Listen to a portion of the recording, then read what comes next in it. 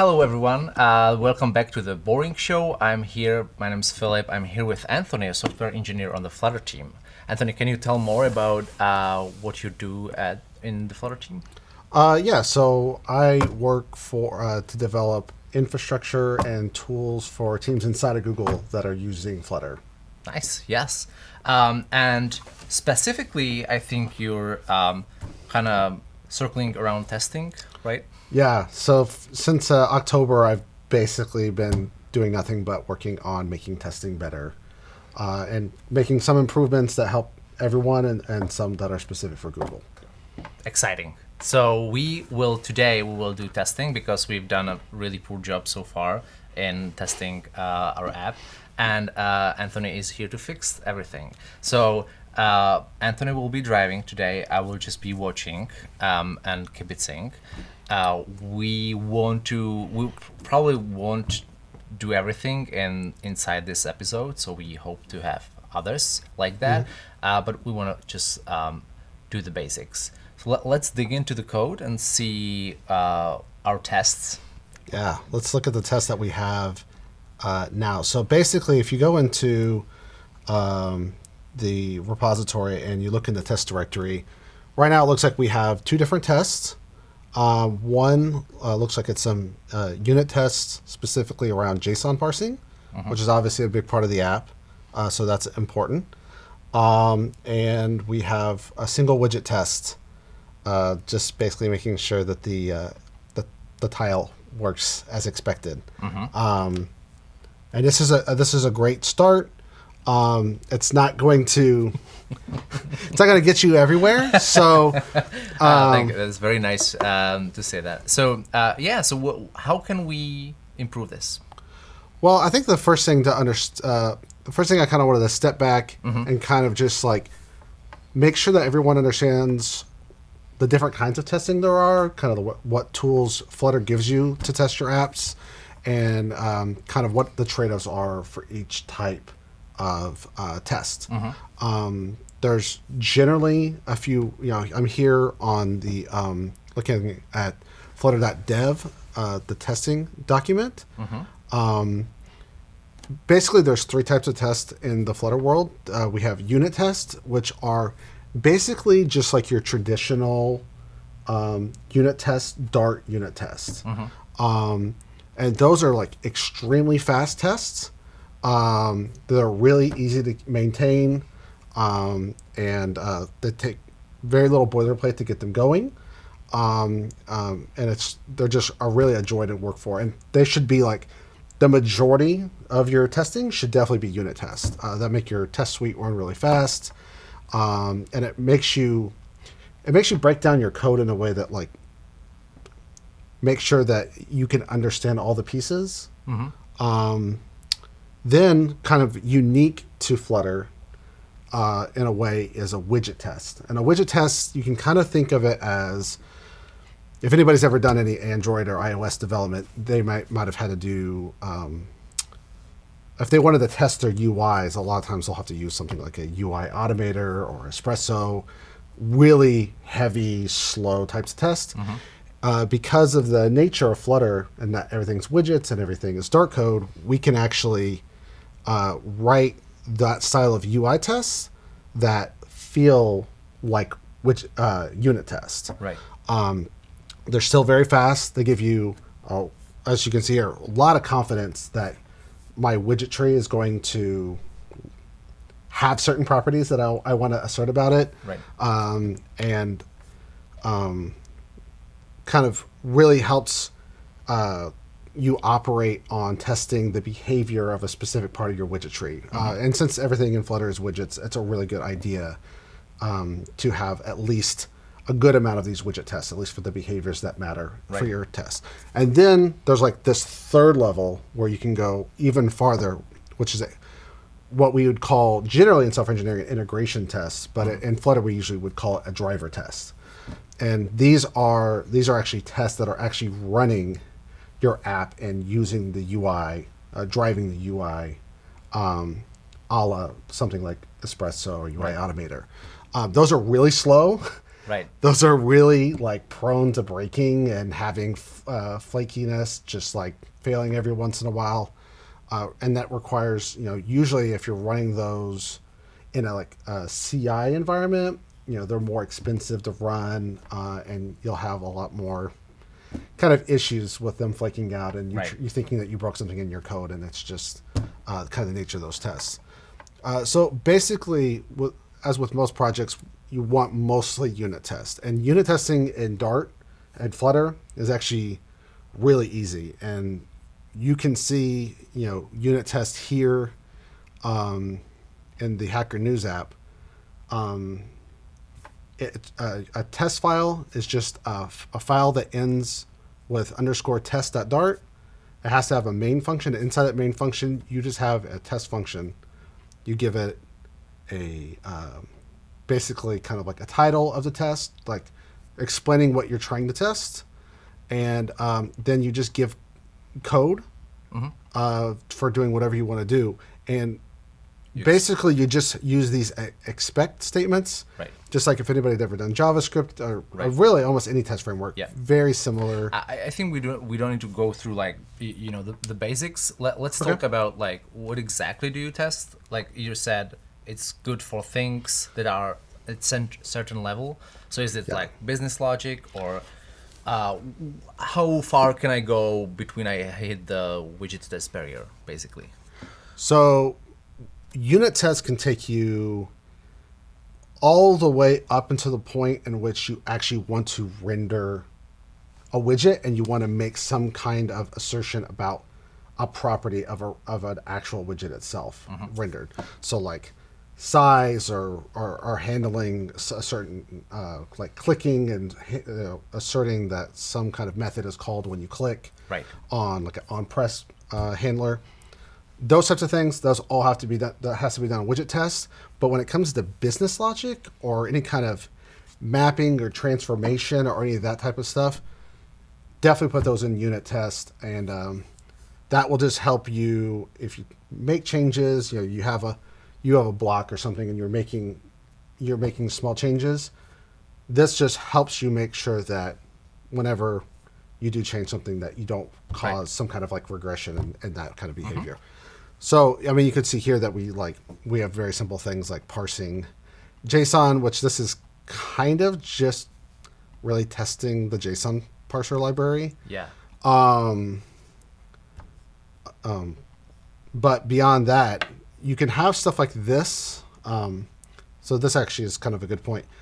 Generally, when you have unit tests, there's a couple of things that you want in a unit test. You want them to be fast, and you want them to be kind of really tightly scoped, and you kind of want them to be kind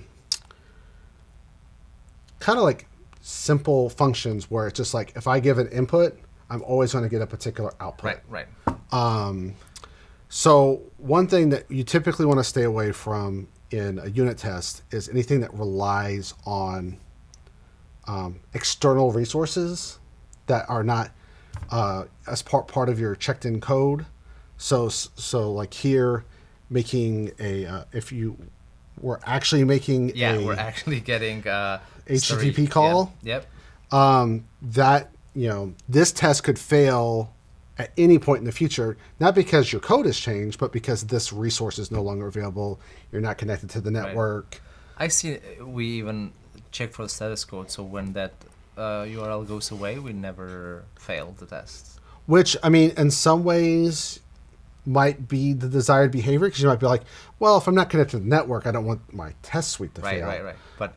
But yeah, you can see how that can cause some problems. So what you typically want to do is all the stuff that is kind of outside of your control, try to isolate those things and just focus on what you do with it. I mean, it's not really important to know that Firebase is up and running and has this resource. It's more about, I want to just basically say, if I give it a properly formatted JSON body for an article, and I parse it, I don't get null back. Which is really what this assertion is trying to say. So, okay, so that's also why we have skipped. Basically, almost the minute that we had that test, we added skip there, which says don't run it. So yeah, we're not actually running it. And I know this was like one small part of a bigger episode where we're like, yeah, let's add test. So let's actually let's write a unit test that makes sense. Okay. Yeah, we can actually let's just get rid of this. I don't think this is really, like since we're skipping it and we've been skipping it for a long time, I think we're So for right now, let's just let's look at let's keep it here and just look at the intent of what we wanted to test, and let's see if we can't come up with something that's more pure, that's more controllable by us, but with testing the same intent. So here, so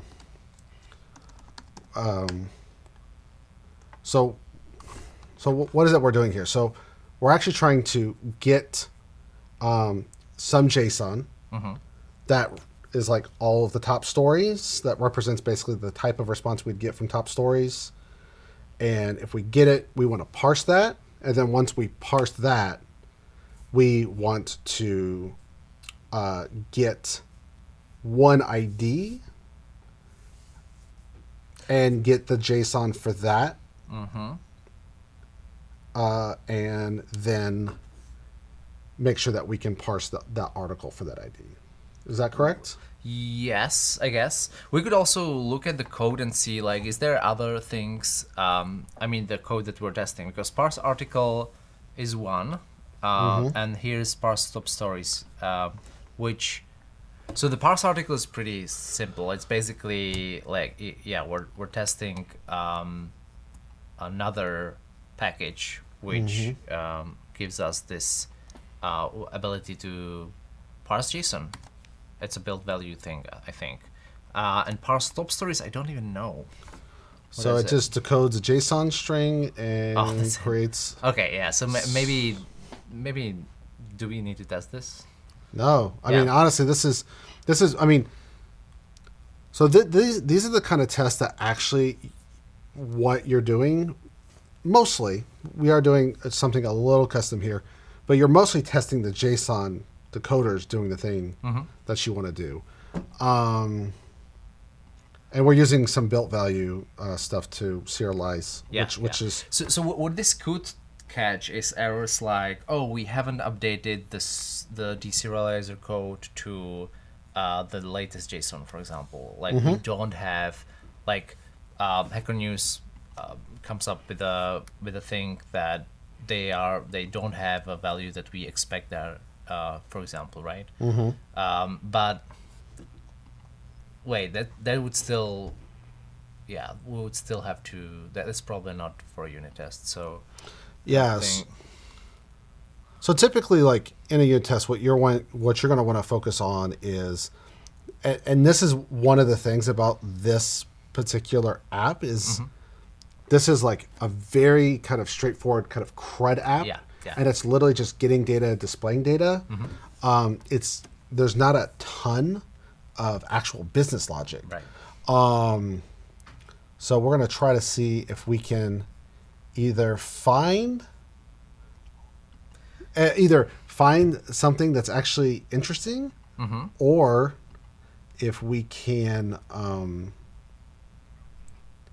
Do you think it makes?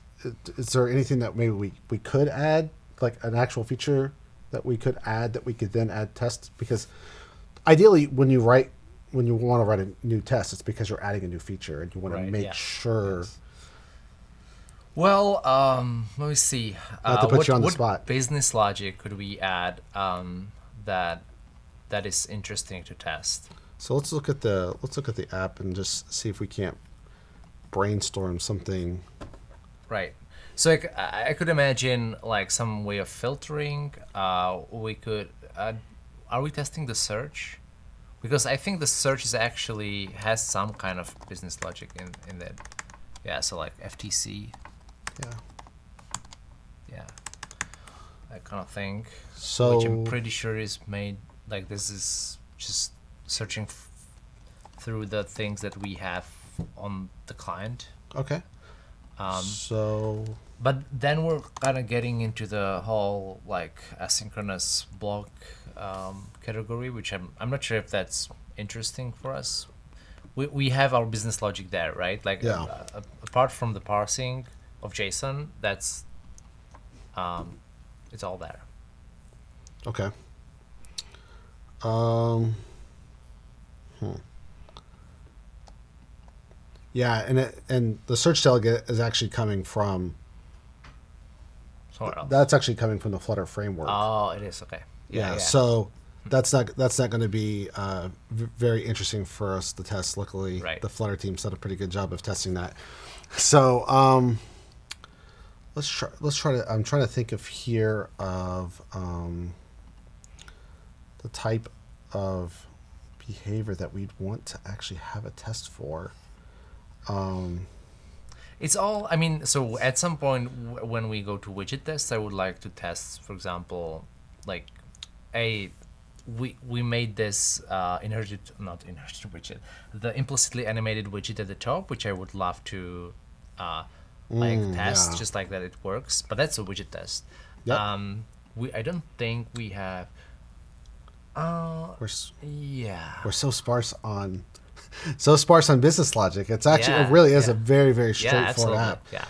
Yeah. I was just thinking, okay, so we don't need to do that, but we did for that animated, implicitly animated widget. We did create a tween, I think, which is really simple, but it's Oh yeah, Yeah. Tween's actually because tweens are great since they're kind of like just like math. You know, Yeah. you're basically just you can headline, right? Yes. And we have the ghost fade tween, which fades between colors, and then the switch string tween, which is even simpler. It's basically a switch string tween it's the beginning string in the first half of the animation and the end string in the other half, and the ghost fade tween is just a tweening between two colors through white. Okay. So I'm pretty sure that could be tested. Yeah, that sounds good. Okay, cool. So let's do that. So you'll see for those who haven't done any tests before, the first thing that you need to import is package tests/test.dart, and that just has all these functions that you use to make the tests and assertions. And then you just want to have your main function. And once you have that, that's when we can drop in here with our test. And we can say, well, we have two different tweens here that we're going to test. We've got the ghost fade tween and the ghost tween or something, and ghost fade tween, and the switch string. I mean, so one of them is way simpler, and the other one is more interesting. So whichever you want to choose. I don't think we want to do both because. Okay, well, we'll start with just ghost fade tween. Okay. Just kind of showing just like one other feature that you might not see in a more simply tested app or lightly tested app is the ability to group tests together. So you just wrap a set of tests in a group function and just give it a title, just like you would, and then all the tests inside of it will be not only ran in order, but they will have a nice thing where you could say, like you could just make an assertion here, and then when you actually go run this test, you'll actually see this actually shows off a little bit better in the console. So if we actually just run Flutter tests in the console, you'll see that first we get a compiler error. So it's always good. That's always good. So we in the test JSON test we went in here and started something that we didn't finish. Right. Come back compiler. In here. Cool. So we had one still fail. Oh no. Oh, we had 2 tests pass. So if we came in here to our tweens test, and we had something silly like expect true to be false, which we know will fail. When you actually get this output, the one nice thing about the group is the group name will always precede the test name. So you won't, if you ever have a lot of similar tests, Right. testing different components, you can always find exactly the one that you're looking at so that you don't get confused. So that's just one quick thing to mention. You can also so while you're writing the test, I can talk more Yeah. about the grouping. Another thing is you can set up and tear down your tests, and this will be called for each of the tests, so you don't need to repeat yourself. And also, it's even if your test fails, then it will tear down and all that. So that's also cool, and you can actually nest it as much as you want. So you can have a group within a group and a test within that group. Okay.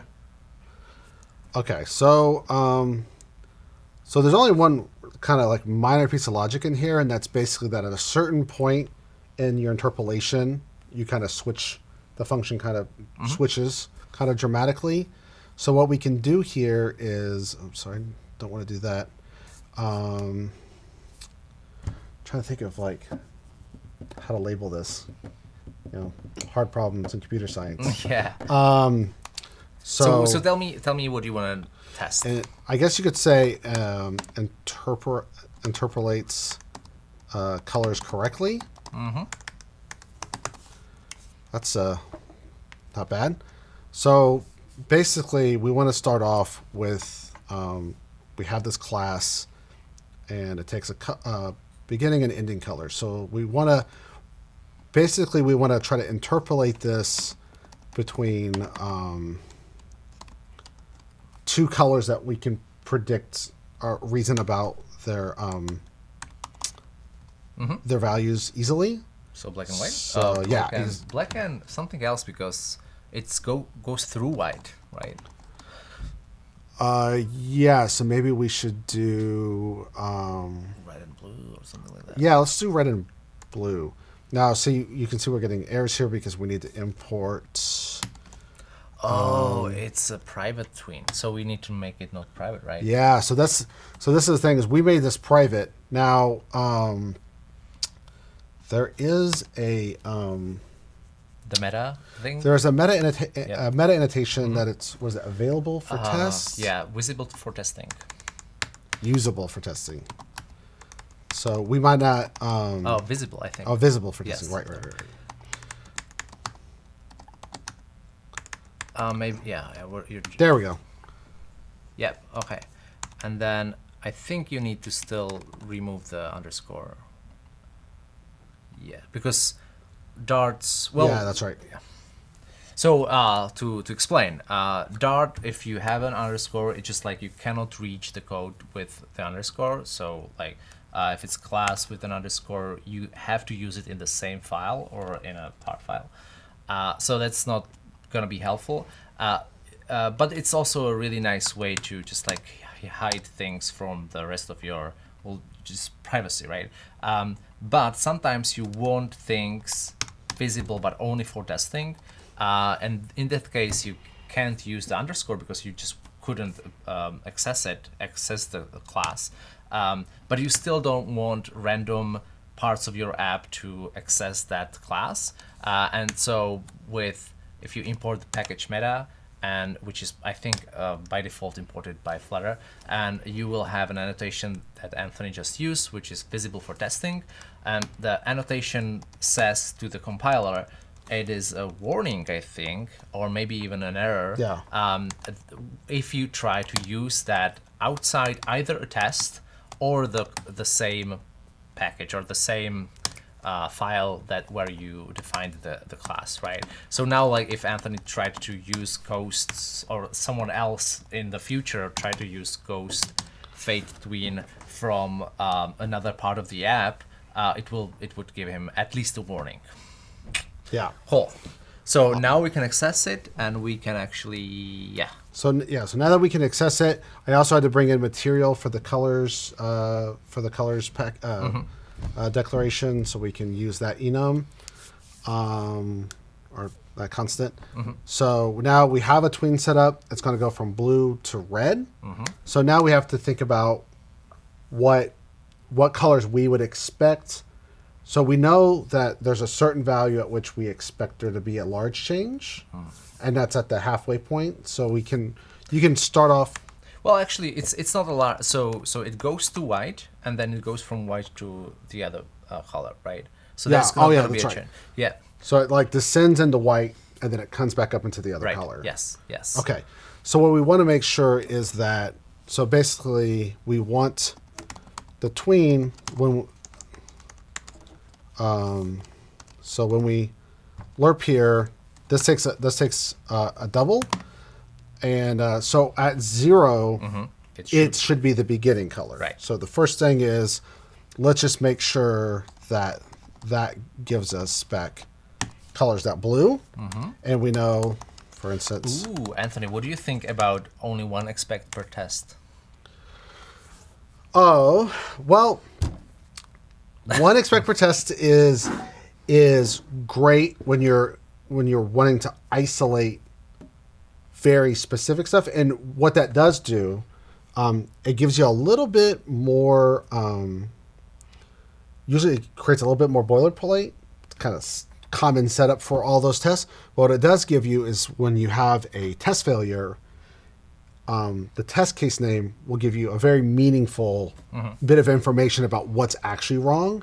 Sometimes when you have a lot of expects in one test file, you're kind of going off like, you kind of saw here the error message sometimes doesn't exactly give you anything meaningful. You're like, I don't know, true or false. What does that have to do with anything? Yeah. If you do break up, if you can take the small amount of effort to set up a little bit of boilerplate and then have a whole bunch of expects in each individual test case, when something fails, you'll probably be able to narrow in right away what was the cause of the failure. So that's actually a good thing. So let's say I didn't want to. So in this case, probably we don't need to go there. But I thought, because some people are like very, I don't want to say religious, but very, they really want that, and I feel like it has a place, but also sometimes you don't need to do all the things. Yeah. Right. And yeah, this is what I thought would be. Yeah, should be white. So this is like the basic case. Yes. And this actually just says, with a unit test, what you're trying to say is. So, well, actually, there's a couple different schools of thought, but typically you want to say, I wrote this function so that this exact set of things will happen. And like in the case of we lerping at 0, I want to get the start color. If I lerp at the halfway point, I get white. And if I lerp at 1.0, I want to get the end color. That's the thing that I want to make sure. So what that is, that's basically like, what do I to kind of identify that as like regression protection? It's just basically saying this is the intended behavior, and I'm just making sure that if someone else comes in, or myself having forgotten what I was doing, which happens all the time, just come in and mess things up, I'll get some kind of I have something to say, hey, this was the intended behavior, and if you really want to change it, you have to do that with like some intention. So here we know. And just real quick, the other school of thought, and so like level 1 testing is making sure that your intended behavior is satisfied. The way to go another step further is to think of the values that could be passed into this function that could cause a problem, and see how you're handling that problem. And that's just making sure that bad inputs don't cause your program to have some kind of undefined behavior that you're not expecting. Now, the lerp values come from the animation framework.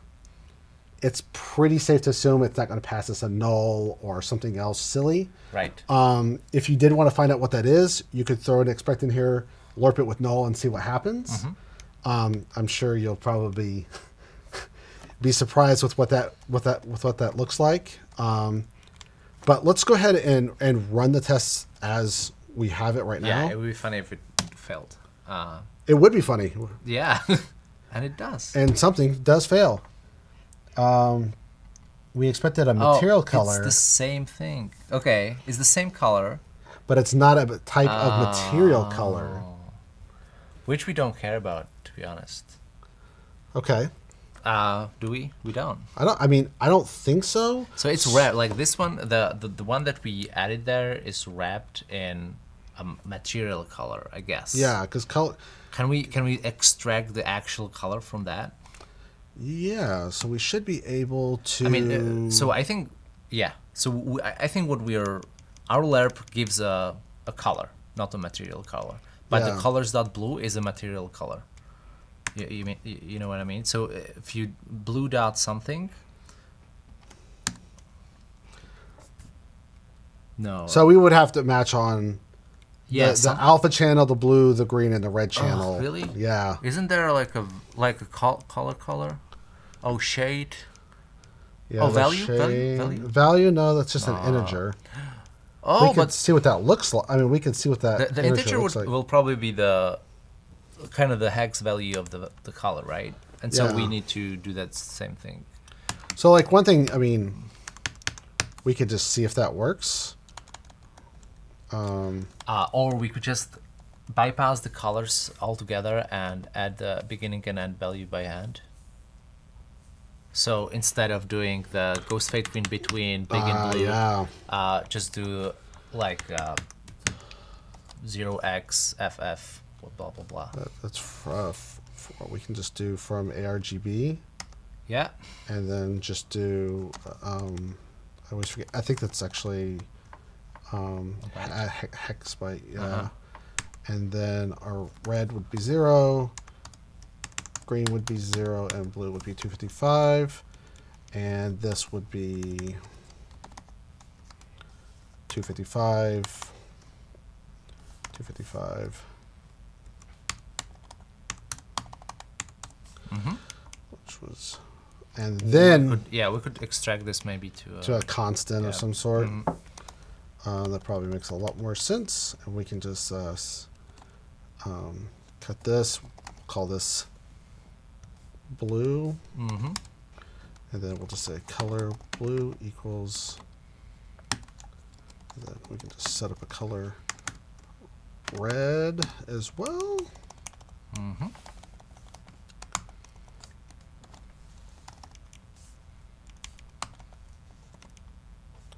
What happened? Okay. Don't know what just happened there. IDs. Live editing. Yeah. On video. Lots of fun. Okay. So we know that we want red, blue, and then of course we have to have white. Yep. And white is very simple.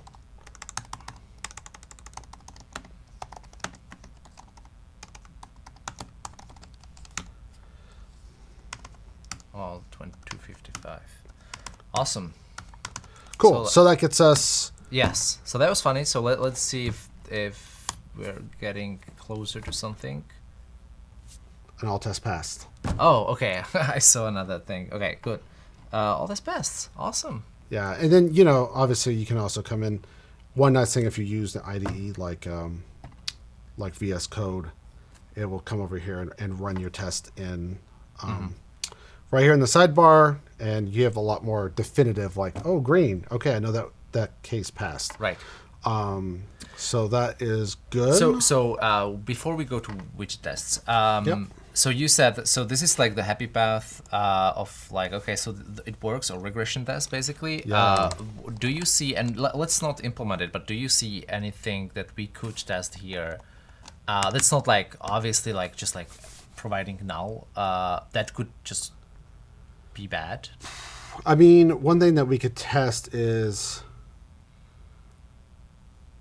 we could test the behavior. Maybe test the behavior if the starting our ending color is also white? You see any circumstance in which that could? That shouldn't, but that Yeah. doesn't mean that it won't. So that's the thing you have to think about is like what's Yeah, realistic yeah. and what makes sense. I think in this particular very simple case, I don't think there's actually that You that bad thing that could happen. you could make a case for if you're tween. So not normally if you're doing animations like the way you guys are, that tween is being LARPed directly by the animation framework. So the animation framework is Yeah. guaranteed as much as any software is. It's always giving you a valid double value between 0 and 1. But if somebody utilized that tween in a different context where they were controlling the animation value, they could pass in Right. something like Minus a 100. negative, a Right. null. I think null is probably the more okay. insidious one, just because having a null inside of a arithmetic operation. Right. Yeah. Really just Even surprising like, things. is there any division by zero problem there? Probably not. No, we're just LARPing. Yeah, there's. Yeah. We're not doing any division, so we're Yes. fine there. But those like zero is often a value to be concerned about. But yeah, in this case, I don't think there's any issue there.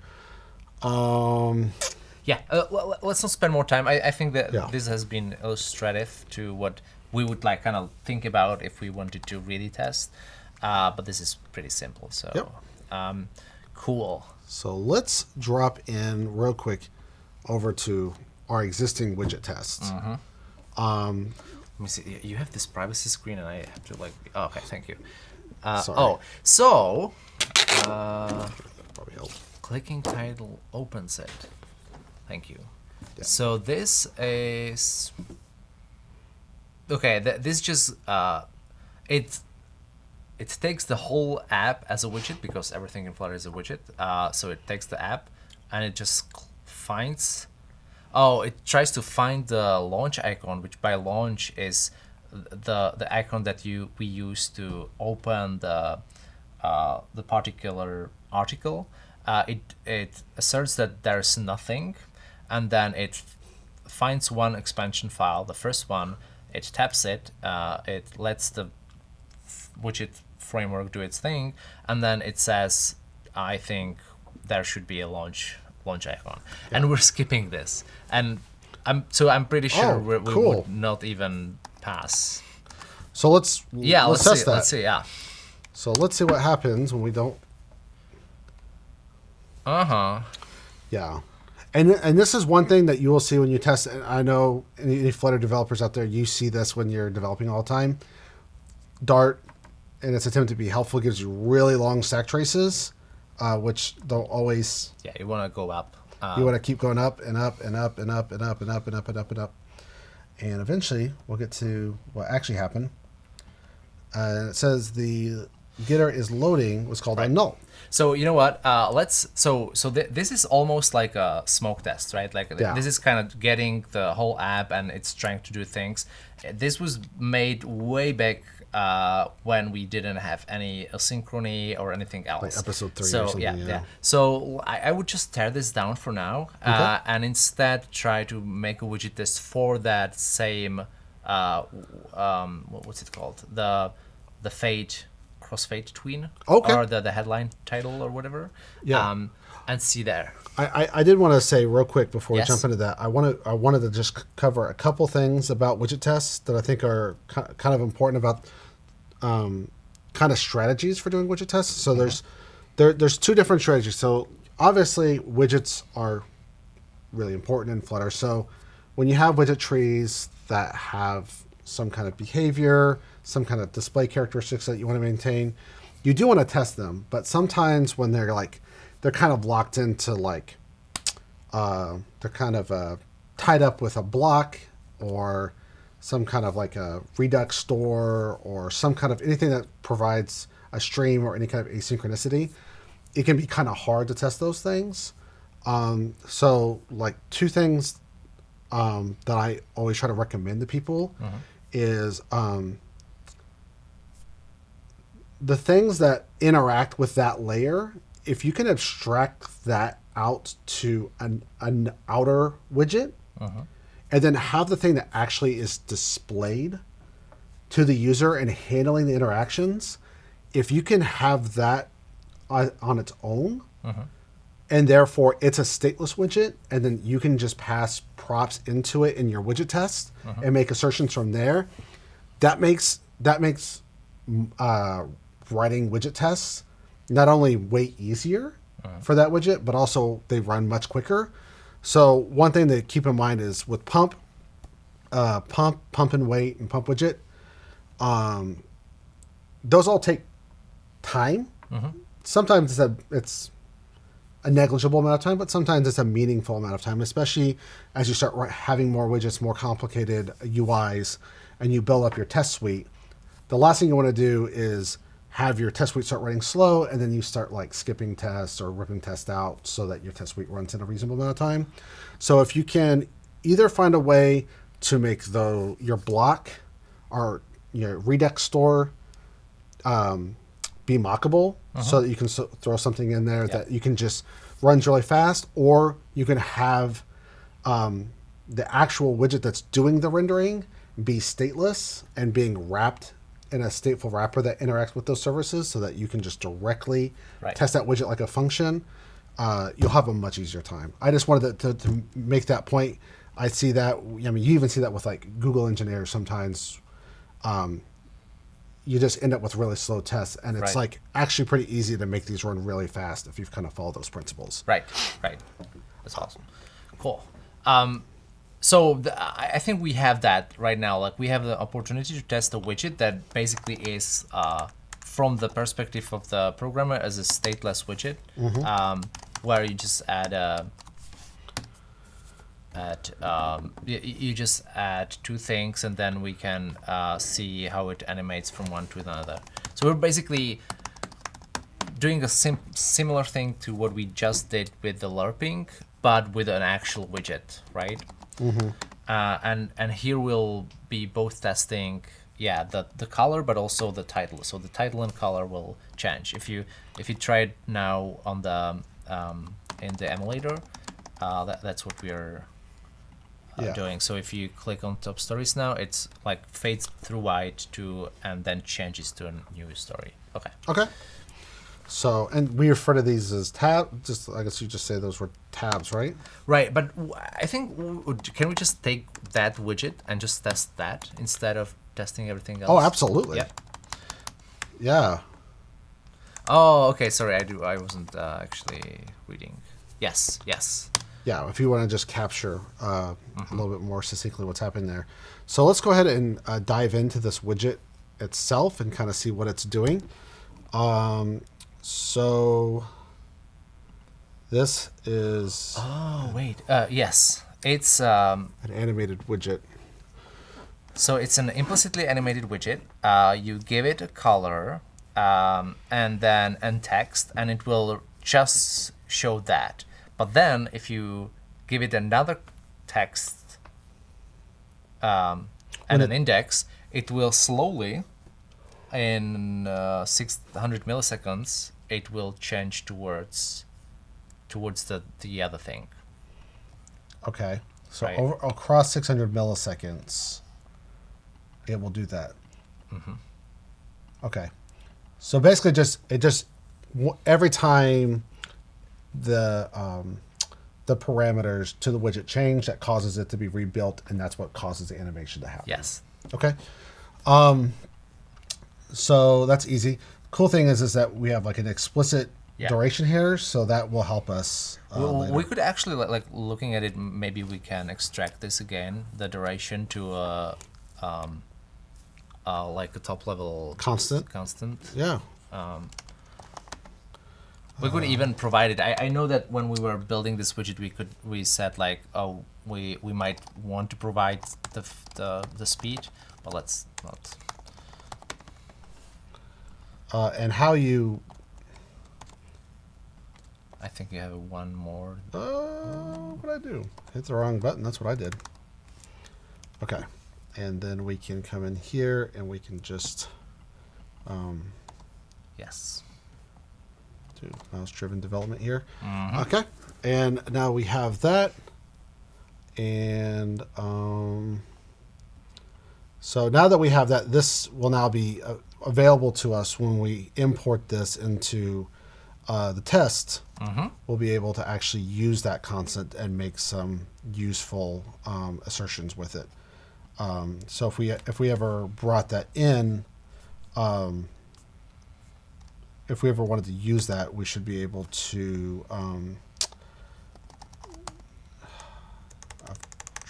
Try to remember. Okay, so first off, let's talk about. Let's actually give the right signature to the test function. So it takes the widget tester, and then once you have a widget tester, the first thing you want to do is you want to pump your widget, which would be whatever explicit widget that you want to make assertions on. So here we're going to bring on our headline package, and now we have a warning because there's a couple of required parameters, text and index. So texts, we could start with food. We could go from foo to bar, which is be programmers. And wait, are those name parameters? They are. Yes. I already don't like the index, but yeah, that's we can change it later. That's fine. Yeah. So this right here, all this does is this basically just takes that widget and kind of stages it, and the tester will be, everything else will be kind of in reference to that widget. We might talk about the, I like the metaphor of pump widget, like you're inflating a widget, right? So you're pumping it. Yeah, you're pumping it up. So it fills an area, which, by the way, how big is the area that it pumps into? It is. I think it's implicitly like 800 by 600 or something like that. It's a really weird shape. Yeah, it's a weird shape. So you can change that, but just so you know, there's it's not trying to be like an exact something. It's just like a weird. A lot of times, I like to caution people about making assertions on trying to make assertions on size in widget test. You're going to give yourself a lot of heartburn trying to figure out why it doesn't exactly work the way that you think it does. It doesn't really give you a lot of information. If we have time later, we can talk a little bit about Golden's test, which is actually the right way to test appearance and make sure there's no regressions in appearance of your UI. Right. But here we're focused on behavior. To me, though, just to me, it was important to know this because once in a while you want to test a widget that is kind of long, and then you're like, I want to see that this is visible, right? Yeah. And you're like, why is it not visible? Like it is obviously visible on every of my devices, and then you realize, oh, it's this small screen. So like that's a reason that you might want to know about it, but as you say, you probably don't want to change things, and maybe you want to test smaller widgets than I. So yeah, so test widgets works really well with small widget trees. I see a lot of developers that will literally throw their whole app scaffold in there, and it can work, but usually your main app has a lot of dependencies. Like we're talking about, like a block. Like if you use the block pattern, then you got to mock out your block, and it's a lot of hassle for not a whole lot of gain. If you want to test end-to-end behavior of your app, that's where the integration or driver test comes in. And you can write those and protect your main user flows in a pretty straightforward fashion. I don't think we'll have time to get into those. Maybe we can have an episode on that later. But those are really straightforward. They're expensive to run, but if you want to really protect your main user flow, that's a great way to do it. If you try to do it in a widget test, it'll give you a false impression that the test framework is lacking. Right. And it's just kind of an impedance mismatch between the two. So now that we're here, we got our we have the headline widget, it's pumped, it's ready to go, and now we just have to figure out what do we want to say. So the first thing we can do is we can make an exception, and with the widget tests, you usually do in the expect you'll have a finder where you try to find a particular widget, and there's a bunch of different ways you can do that, and then a matcher, and the matcher basically just says what was found by the finder.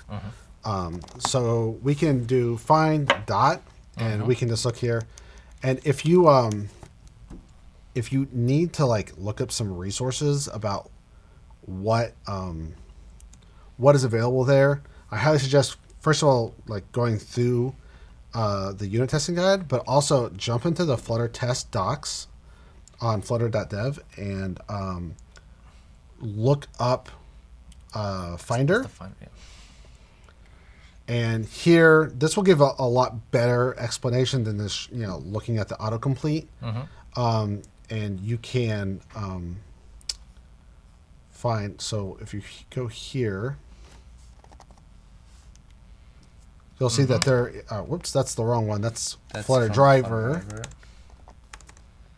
And I need to run some tests on my hands. Okay. So this has common finders. Common finders. I know it's very obvious that that's what that would be called. And this will go through and give you a lot more information about each one. You can click into them. Sometimes there's some sample code. Also the implementation if you're interested in that. And if you use Android Studio or you use Visual Studio Code, feel free to get your hover on. You'll have some good stuff there, and if you're interested in implementation, just click on through, and you can see that. So I recommend to do all those things when you have time. But here, let's actually look at the widget tree. Like, what do we actually even have in this? It's just text. Yep, it's text with color. Cool. So the one thing that you can, obviously the easiest thing to test here is to use find by text. Find by... find widget by text, I think, is one. Is it? But I think there's... Widget with text. Or you can find by type.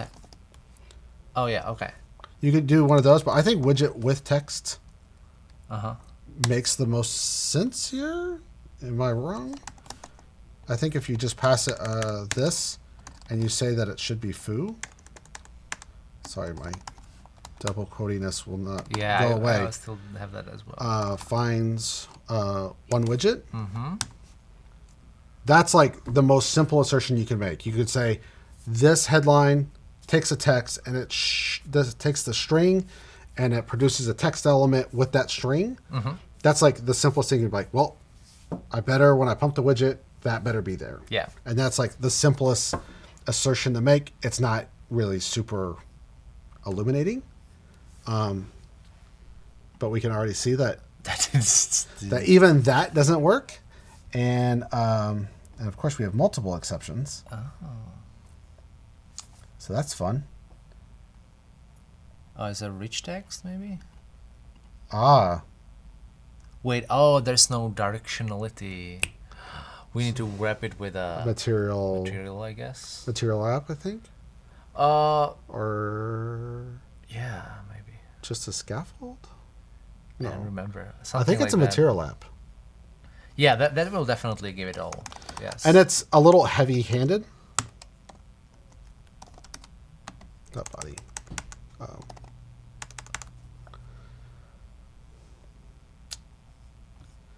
Despite the fact that despite the fact that I work on Flutter, I don't actually write Flutter very often. So sometimes I forget little things like this.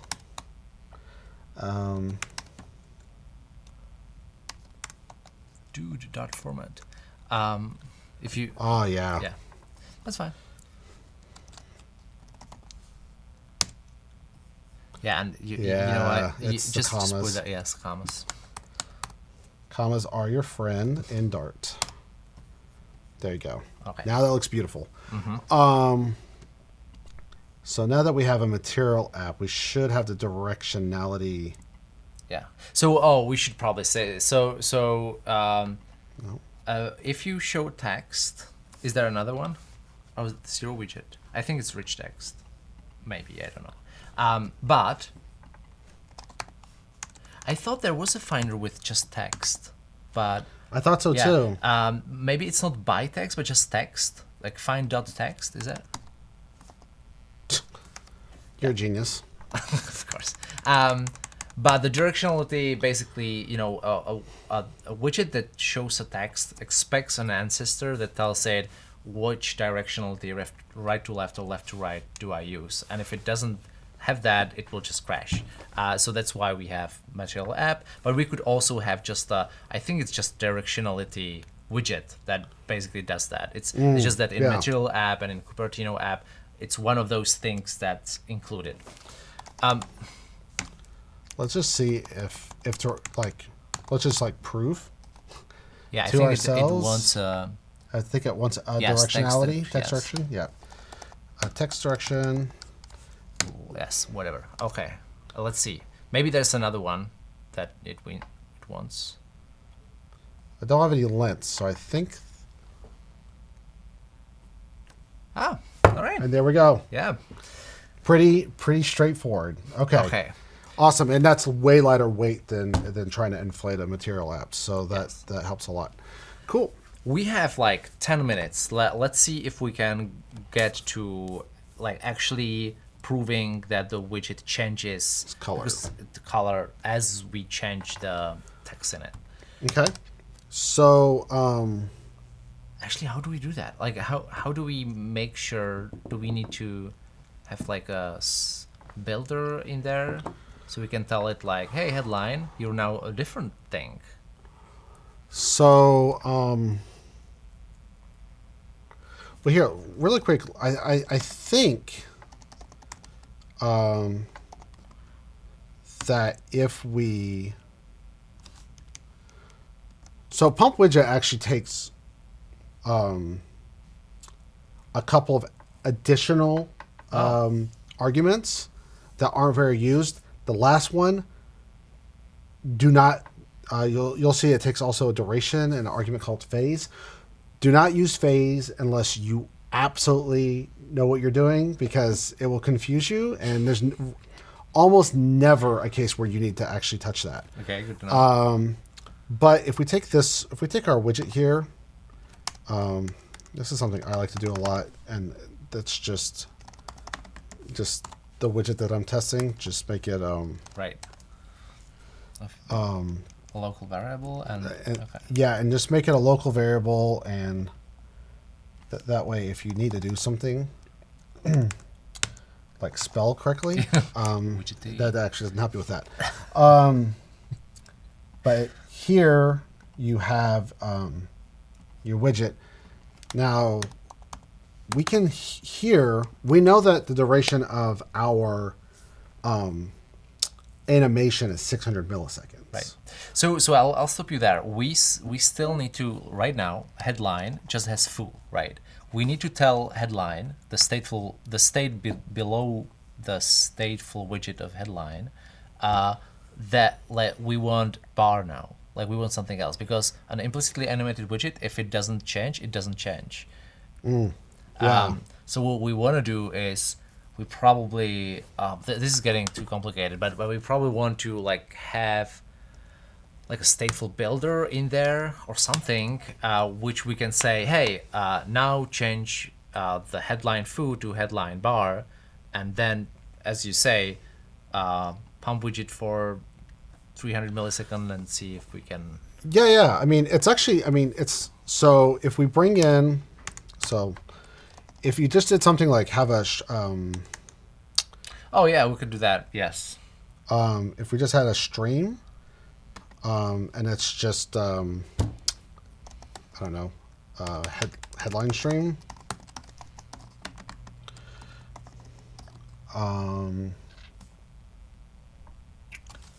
We can just initialize as an empty stream. except that's not the character I wanted. And then if we wrap this in a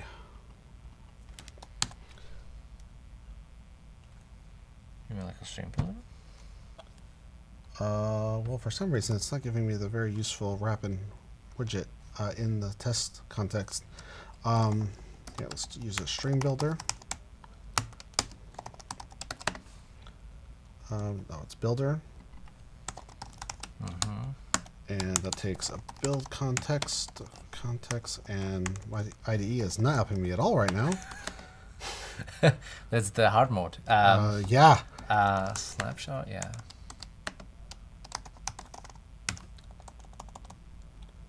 So this is a builder, and then I'm just going to cross my fingers that, well, that didn't work. Hoping that the format tool is going to give me something nice. When it doesn't, that normally means that there's a missing bracket somewhere or something, right? That. I Yeah, think maybe that's after true. the stream builder. Yeah. It's that. Yeah. Right there. And then return. Yep. Okay, cool. And then if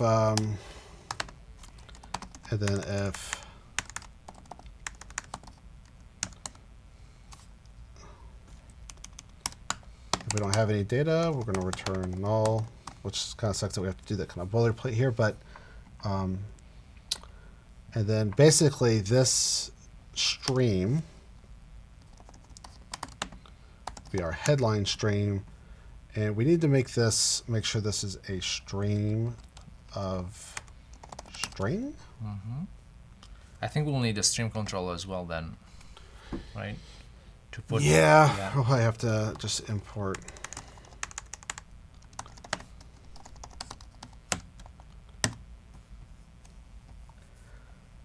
That. You're missing a comma after the headline stream. Yep. Thank you. Cool.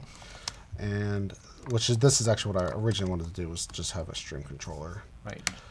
And so we can do this Flutter style.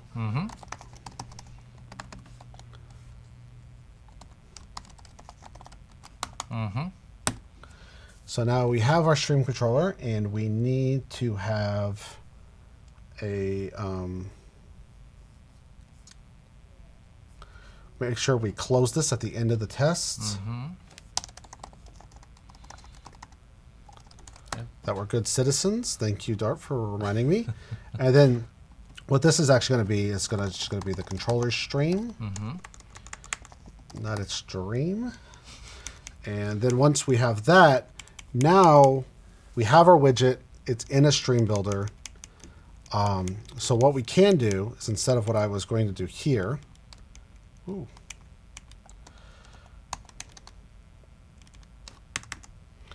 is we can actually take the controller and we can add Bar. the obligatory bar. Right. Let's first see if the stream thing gives us what we want. Yes. Okay. Nope. Sorry. Yeah. Snapshot that data. Which that should be. Okay. We still don't have foo in the stream, so we probably want to start with that. Yes. We could just like controller.add and. Yeah. Foo. And then I think there's gonna be something about asynchrony that's not gonna be fun. But let's see. If we hit this expect, do you think we'll already, if we play it now, run it? Yeah. Run it.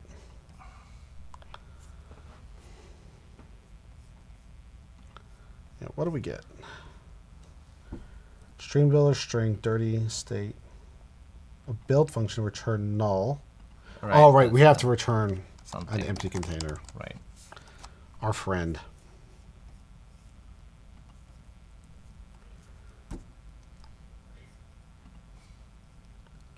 And yeah, I think we need to. That's when like this gets complicated because streams are asynchronous and we're not actually waiting for anything here.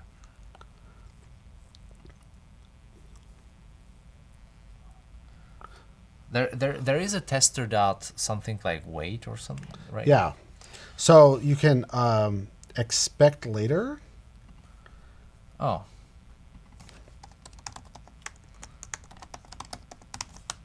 Oh, I did not know this. Yeah, I unfortunately am very familiar with this. This was my first couple of months at Google was dealing with this. So there's expect later, and as you can see here, what you do is it returns a future, so you await on it, and when it does match, it will continue. The future will resolve, and then you'll continue. Okay. And if it doesn't, there's some timeout behavior, and you can actually specify how long to wait. Actually, it's a test level thing. And then it will fail. Okay. So that sounds like sounds great. Yeah. It sounds like what we want. Still failed. So expected exactly one matching node in the widget tree, 0 widgets. So actually, what I think we need to do is, instead of what I'm doing here, is not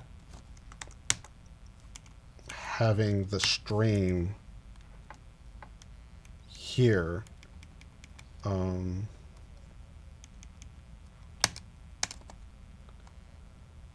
Is that you'll actually need to await here, because I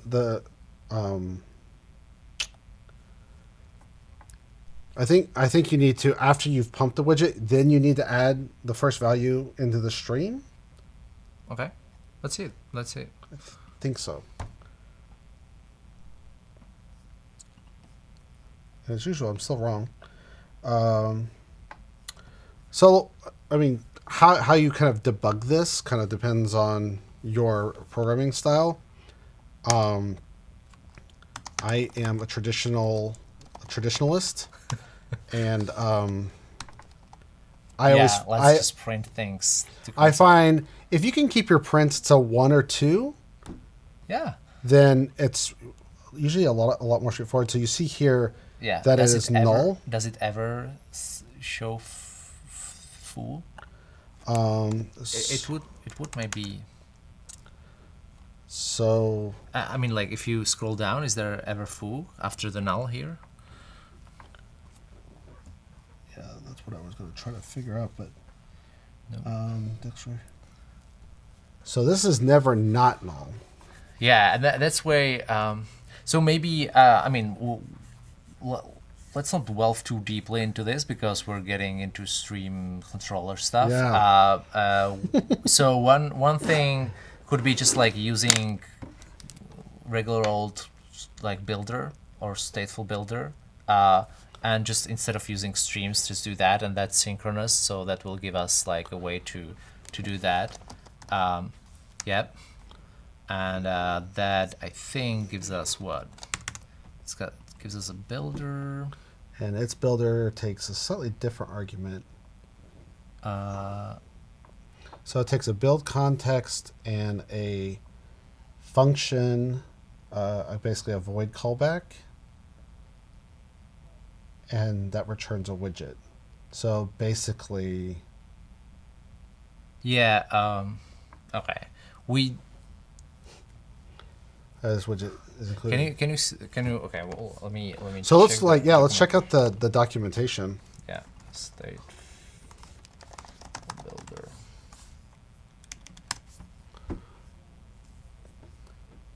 Platonic stateless widget.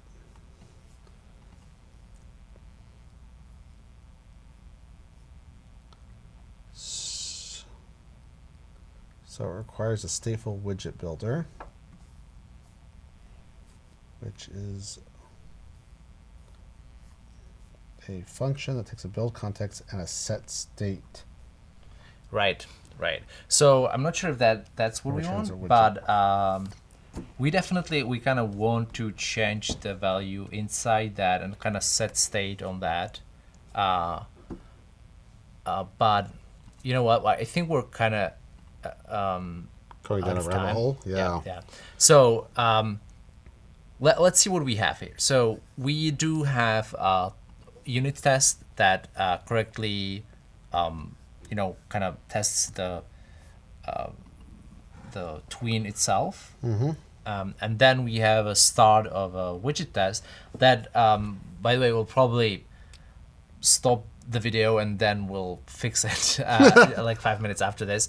So if you look at the code in the GitHub repo, I think you'll see the actual the way that we managed to do it. Totally. And then sometime in the future we can reconvene and talk about the cool stuff like driver tests, Snapshot test, golden tests, and stuff like this. And also CI/CD. I think that a lot of you, I'm sure, are interested in CI, and there's a lot of good options for Flutter out there, so we can talk about those as well. Absolutely. Okay. So thank you for watching. If you have any questions, put it into the video, and yeah, thanks for watching.